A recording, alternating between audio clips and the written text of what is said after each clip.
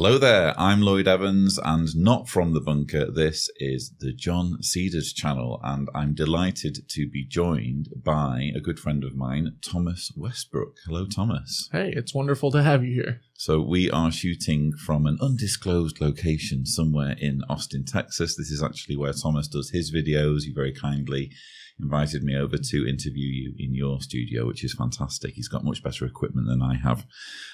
So I'm interested to learn about your background because your videos, I think it's safe to say that you initially have been interested in exposing kind of religious nonsense, you could say, and you're moving more into other areas in which belief in dubious ideas is impacting on people.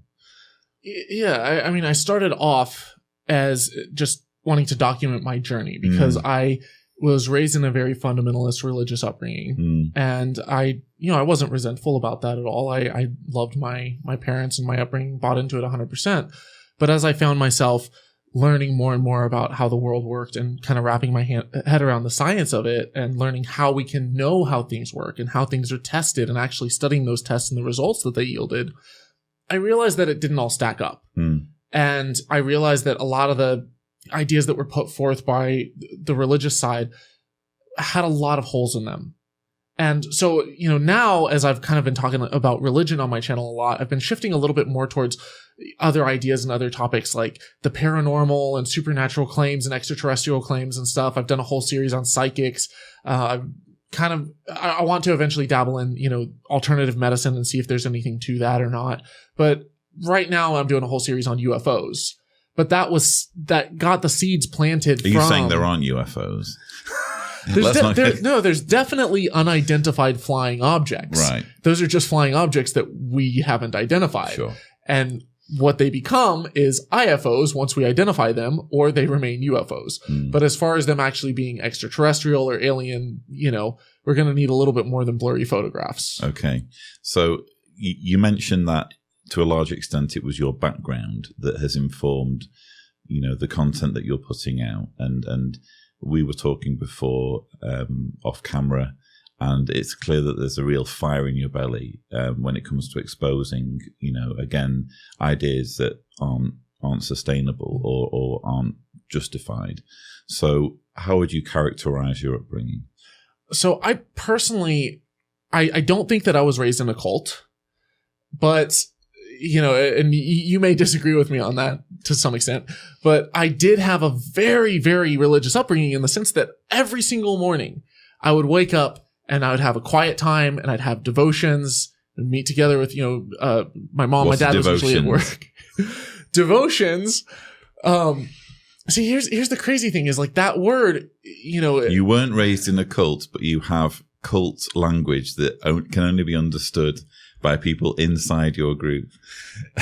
You say that, and it's actually really interesting because to me, I never realized that these terms were not commonplace, that people didn't wrap their head around like what this was. And it was only after I come out and then I realized not everyone had the same upbringing as me. Not everyone knows what all these different things are. Yeah. That I start to kind of take a step back and analyze it. And like the word devotion, it sounds very cult. Like it's like you're devoted to the dear leader, Sure. Prostrate yourself before the, supreme being. But these were periods of almost meditation of where you were in prayer to God. So the quiet times on my own were more, in private. And then the devotions was like family get together. We'd all meet in the living room. My mom might play the piano. My siblings would all kind of gather around. We'd sing. And then we'd have Bible studies where there was a set, curriculum that my parents had put together or some Bible study that they were going through. And we would study the Bible and we'd go through passages and stuff and we'd, learn about scripture. Is it safe to say that you were you given a young earth creationist upbringing?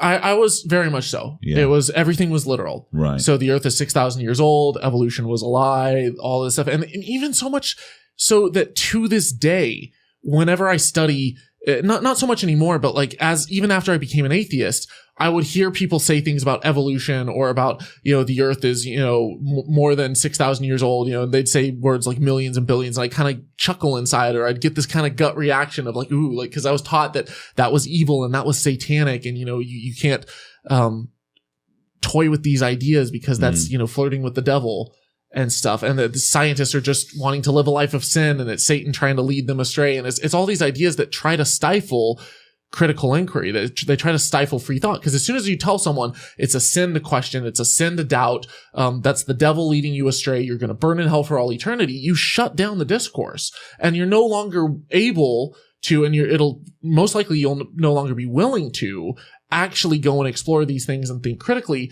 And it makes you useless on the frontier of science. It makes you useless on figuring out how the world actually started, because you're not coming at it from a standpoint of truth withstands scrutiny, so let's scrutinize everything and whatever's true will remain. You're doing it from a standpoint of this is true. Whether or not you scrutinize it, you shouldn't scrutinize it. In fact, you shouldn't even question it. You shouldn't doubt. Doubt is evil. Anyone who doubts should be shunned and seen as horrible apostates for even having that kind of a thought. So did you grow up fearing hell? Very much so. All right. So straight away, I mean, again, we were talking before, and you were saying that one of the reasons why you don't think you were raised in a cult is because yesterday we were at the ACA. I was very honored to be on the Atheist Experience, and you were meeting ex-witnesses who came to attend, and especially when you were listening to their stories, you were fairly convinced that their experience was worse than yours. But already we've heard that you grew up fearing hell, while Jehovah's Witnesses grow up fearing Armageddon. It's just, two very bad things, basically. And you've also grown up actually with a worse view of science in some ways than Jehovah's Witnesses, because Jehovah's Witnesses aren't young Earth creationists, they're old Earth creationists. So your view of evolution was even more backward than that of Jehovah's Witnesses growing up. So just by way of comparison, and I'm going to make my full argument later as to why I think you were raised in a cult, but... Well, the reasons that I think that I'm not are because I was not completely isolated. It wasn't like a compound. I wasn't shut off. It wasn't like I couldn't have secular friends. My parents discouraged it. So they would say, you should go hang out with, this other missionary kid or, this other group. But there were kids who were, much more secular, who would, went to the international school there. And the international school, I'm not talking about a mission school. I'm talking about a school. Oftentimes, if you travel abroad, you'll see international schools in every city. They're for diplomat kids. They're for, oil company kids, businessmen, people who want a school in English wherever they're from. So I had friends from, Korea and Scandinavia, the UK, US, everywhere. And it was a secular school. I didn't actually attend classes at the secular school. Most of my upbringing was homeschooled, and in that sense, it was kind of isolated. And we would, go to events and stuff with the different mission communities and stuff.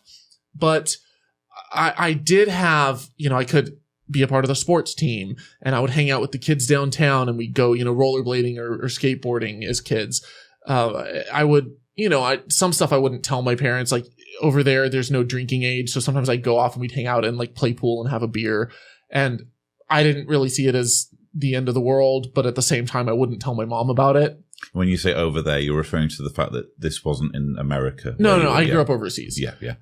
Sure. So, okay. Just for, again, because I'm fascinated with comparing your experience with, in a way, my experience, but also kind of drilling down to the question of, were you raised in a cult? And, it's okay for us to disagree on this, but I'm really interested in two more areas. We've already discussed the attitude to science, and what was the other one? Fear of hell. Fear of hell. And the words, the special words like devotions. Yes, we can count that as a third one, the special language. You also, I would argue, based on our earlier conversations off camera again, have a degree of shunning and a degree of sexual repression. Would that be fair? Yeah. I still have contact with my family. None of them have said, we don't want to talk to you at all. I did have my uncle said, my dad's cousin, but call him my uncle, told me that when he saw some of the videos that I make, he's like, I don't feel comfortable having you in my home. That's shunning. And then he kind of flipped on that a little bit, and he's been more welcoming since. My parents will talk to me, and we'll have family reunions, and I still see them every once in a while. They're still overseas, so it's not as easy to see them, but they haven't cut me out of their life. It's not like I can't pick up the phone and call them right now and talk to them. But would your relationship with your parents be better if you weren't doing the work that you're doing. 100%. Well, that's shunning. And I even had my mom at one point. I was having a conversation with her, and she's like, "Well, we still love you." I was like, "What? What do you mean still?" Thanks for the update. Yeah, yeah. Like wow. I didn't realize that it was on the line here. Yeah. and then I told her, I said, well, Mom, like, we may believe different things, but our love for each other as family members is more important than our beliefs. And she's like, "I don't agree with that." I was like, "Whoa!" Like your belief, your faith is more important than your own kids. Like that was it's exactly the same mindset. To swallow. Exactly the same mindset as Jehovah's Witnesses, albeit let's be fair, you have not experienced kind of codified, organizationally mandated shunning where your parents are being shown videos instructing them the extent to which they should shun, but nevertheless the same outcome has been achieved, albeit to a lesser extent. And in that regard, my family never had that kind of sense of hierarchy where, their missions organizations and churches and stuff were much more kind of dispersed. So it was up to them. If my family wanted to accept me completely or, shun me completely, that was up to them. It wasn't a top-down type of structure. There wasn't a cult leader. There wasn't, one figure that was extremely charismatic that pulled all the strings. It was much more kind of dispersed.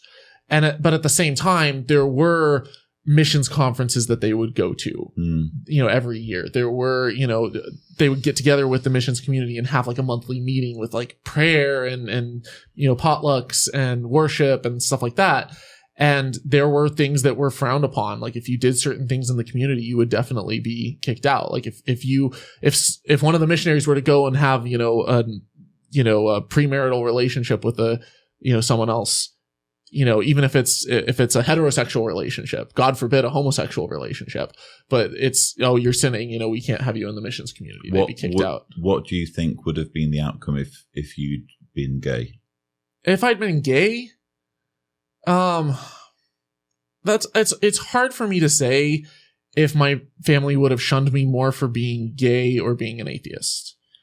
And I say that because I was always taught that homosexuality is wrong and it's sinful, but I was also taught this whole love the sin or hate the sin type of thing. So I think it would have been like, we're disappointed with you, we're praying that you change, homosexuality is a choice. They would have had that type of a mindset, but there definitely would have been, we don't accept your lifestyle and disappointment. And to what extent were you kind of controlled in a way in your sexual development? So, for example, with Jehovah's Witnesses, you're not allowed to masturbate.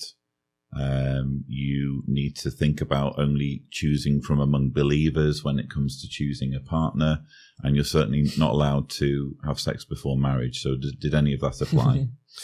My sex ed was worse than nothing at all. Right. I was given the whole birds and the bees talk of how the anatomy works. Right. Just basic level, science. But aside from that, what I got was actually worse in that I was taught that condoms have a high failure rate. And so you should just, not have sex at all, like abstinence only, because otherwise you're going to get AIDS and you're going to die. And the stats that I were given were these horribly like overblown, focus on the family. I'm not sure if you're familiar with it. It's one of these organizations that's very abstinence only sex education, anti-gay, they claim that it's all about, creating positive family bonds, but a lot of it can be really harmful stuff. And it doesn't prepare you for the real world. And I was also taught that I remember being told by my dad that, well, I don't know that I've read anything in the Bible that necessarily out and out condemns masturbation. It's more lust. So porn was really bad. And like, as long as you weren't able to think about, I'm like, I don't know, what am I going to be sitting here doing? Like, I'm thinking about cotton candy right now. Like, as long as I'm not imagining a woman's body or a man's body, then it's fine. Isn't it interesting that the Bible has more to say on gluttony than it has to say on masturbation? Well, because it has nothing to say on masturbation. And yet you don't hear Christian groups jumping up and down about gluttony. There's one verse about this guy who it says, like, instead of getting his wife pregnant, he spilled his seed on the ground and God struck him dead. But that's not masturbation. That's just pulling out. Yeah, basically. So listen, so far we've got individual language, fear of destruction and or torment. Mm-hmm. We've got shunning. We've got sexual repression. Yeah. What was the other one? Fear of hell, special language. Yeah, I've done those. And anyway, there are lots of commonalities. The sexual repression goes even deeper, though. Yeah. Because I was told, you're not supposed to date until you're courting. Don't date, you court, and that's in preparation for marriage. Anti-science creationism. Yeah. So lots of commonalities, and so here's my argument, and my approach to the whole "is it or isn't it a cult" thing is fairly. It's not something that everyone has. I think that it's not a binary issue of whether an organization is a cult or not. I think it's scalable. I think that you can have hard cults and soft cults. I think that any organization that teaches things to children that aren't true is doing them a disservice and is therefore harmful to them and is therefore a cult. Yeah. And especially organizations that they teach it as dogma and they say, don't question this. Sure. Because if it's truth, they shouldn't be afraid of that. So you go from soft cults on one end of the scale to ISIS on the extreme other end, and somewhere in the middle, perhaps you would have Jehovah's Witnesses, and then maybe a little bit further towards the soft end would be maybe your upbringing. Yeah, there were definitely strong elements of control. Every movie, TV show, music album, like people I hung out with, that was all censored. But it was a weird dynamic, and it was weird, Lloyd, because I had simultaneously the least and the most sheltered upbringing because I grew up overseas and I got to travel around and see the world and meet people and try all the different foods and cultures and stuff. And I got to, from the age of 10, I was traveling in a city of 2 million by myself alone. And so in that sense, I don't feel like I was necessarily repressed. At the same time, everything else in my life was censored. Almost all of my friends were within the missionary community or at youth group. There were a few from an international school, but so much of my upbringing was, sheltered. And when I left for college, it was, oh my God, I get to actually try and experience all this stuff. And it wasn't like I was going out to like sin. I was still very religious. I was a missionary myself after that. I was, a church camp counselor or a youth pastor and a camp counselor. And I played in a worship band. Like I did all of that after I left of my own volition. But even still, it was like, I want to learn what's out there. I want to learn how the world works. And the things that before it was like evolution is just evil. I'm like, well, how does it actually work? How can I even counter it on an intellectual level and, bring people to Jesus if I don't even understand the opponent's position? And so, in those areas, it's like, was it a cult? I don't know. But did it hamper the truth and suppress the truth and discourage critical thinking and discourage doubt? Absolutely. And I think that those are things that we should be wary of no matter who's pushing it. So unfortunately, we're kind of against the clock because we had technical difficulties earlier and we need to dash to a meetup event, don't we? But I'm really grateful of this opportunity to kind of sit down and just very briefly kind of a whistle-stop tour of some of the commonalities between our upbringing. If there are any perhaps young people who have had a similarly kind of fundamentalist evangelical upbringing who have stumbled on this video, and they're kind of trapped in a situation where they feel they need to please their parents by embracing these beliefs that don't make sense, what would your message be to them? I would say never stop exploring, like never stop learning. Keep watching, Lloyd's channel. Check out my channel, Holy Koolaid. We talk about these issues and these topics, and we're not doing it from a standpoint of, you have to believe everything that we say. We're like, no, go out and test it. If we're wrong, let us know, fact check us, because the truth withstands scrutiny. And so I always encourage people to just, be curious, but there's a fine balance between you want to be open-minded, and at the same time, there's the skeptic maxim, but not so open that your brains fall out. Like, you want to think critically. Don't just accept everything point blank. Apply a little skepticism to it. And not just any kind of skepticism. I'm not talking about cynicism. I'm talking about scientific skepticism. Learn how to use the scientific method. Learn how to fact check. Learn how to put safeguards in place to figure out what's true, What's not true? Is this a logical fallacy that I'm engaging in? Is this a cognitive bias that's clouding my judgment? How can I tell? Are there outsiders and objective positions that can help me out here? You know, and as long as you do that and you stay curious, I think you're already on the right path. Very well said. So viewers, I hope you have enjoyed our brief conversation. We could have gone on for much, much longer, but unfortunately we do need to leave it there. Please check out the Holy Koolaid channel, and don't forget to subscribe to the John Cedars channel for more such videos. But for now, thank you so much for watching. And don't drink the Kool-Aid.